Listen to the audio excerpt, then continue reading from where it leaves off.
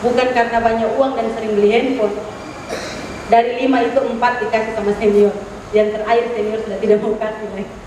Jadi ada komunikasi yang sedikit terkendala dalam melakukan aktivitas organisasi. Nah, sehingga kalau ada nomor baru yang telepon saya harus tanya siapa ini, ada yang bilang agak sombong begitu, ataupun kadang masih dipakai orang lain. Jadi masih lemahnya fungsi koordinasi kita itu tidak substansial yang saya katakan tadi. Ini hanya gambaran, kadang terkendala sedikit macetnya komunikasi kita. Jadi kompleksitas organisasi yang tinggi mengharuskan dilakukannya koordinasi yang ketat dan intens. Jadi GMKI memiliki kompleksitas problematika yang sangat tinggi dari pusat sampai di daerah, sehingga kita membutuhkan koordinasi, pola koordinasi dan komunikasi yang ketat dan intens. Sampai saat ini koordinasi merupakan masalah nyata di GMKI karena pelaksanaan koordinasi sedemikian membutuhkan dukungan pelaksanaan manajemen yang kuat, terutama kejelasan wewenang, pendelegasian tugas, kejelasan dukungan, alokasi sistem jejaring, prosedur dan mekanisme. Kadang kita terbentur pada beberapa hal tersebut. Ada begitu banyak mekanisme-mekanisme yang kita tetapkan, sangat prosedural dan agak birokratis begitu.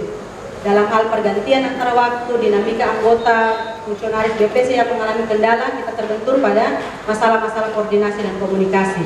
Kemudian yang kedua, ada strategi dan pendekatan program yang mungkin mulai usang dan tidak relevan lagi.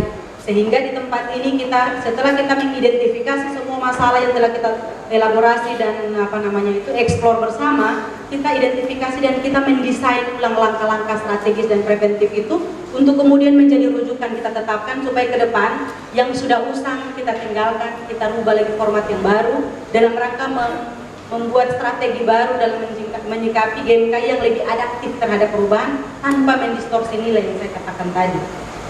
Ya, sehingga kita perlu meningkatkan kreativitas berpikir dan inovasi dalam rangka format penyusunan program dan implementasinya. Yang berikut masih lemahnya pemahaman tentang manajemen strategis. Jadi saya di tingkatan pengurus pusat pernah 3 tahun jadi 3 periode maksud saya di badan pengurus cabang, 2 periode di pengurus pusat. Kita mempunyai kelebihan di banyak hal, tetapi kita mempunyai kelemahan secara manajerial. Jadi kita tidak mampu memanage berbagai macam kegiatan, formulanya sudah ada, draftnya, tidak ada hal yang kita rumuskan baru di GMKI. Para founding father gerakan ini telah merumuskan titik koma, mulai dari mekanisme surat menyurat sampai di masa perkenalan dan sebagainya itu telah ditetapkan. Budaya baca dan budaya kita mengenal tradisi ini yang masih kurang. Sehingga ada banyak mekanisme protokoler organisasi juga yang masih kita langgar begitu. Ada ketua cabang, badan pengurus cabang yang tidak tahu mekanisme protokoler organisasi. Dia harus mulai apa di setiap agenda-agenda resmi organisasi, karena masih kurang ketika kita masuk GMKI langsung kita naik panggung begitu. Kita tidak belajar bagaimana kemudian mengenal GMKI baik dari sisi yang paling tinggi sistemnya, strukturnya, kulturnya, sampai pada kita sebagai aparatur atau orang yang kemudian menggerakkan 3 hal yang saya sebutkan tadi, sistem, struktur, dan kultur organisasi. Yang berikutnya adalah terindikasi karena sumber dana dan waktu kepengurusan yang terbatas. Masih adanya kendala-kendala struktural, dan ini yang paling rentan terjadi. Saya mungkin dan ketua umum serta fungsionaris ini, saya pernah pengurus pusat sebelumnya, kultur konflik terselubung, ini saya katakan karena ini menjadi persoalan internal yang sangat menurut saya perlu kita benahi.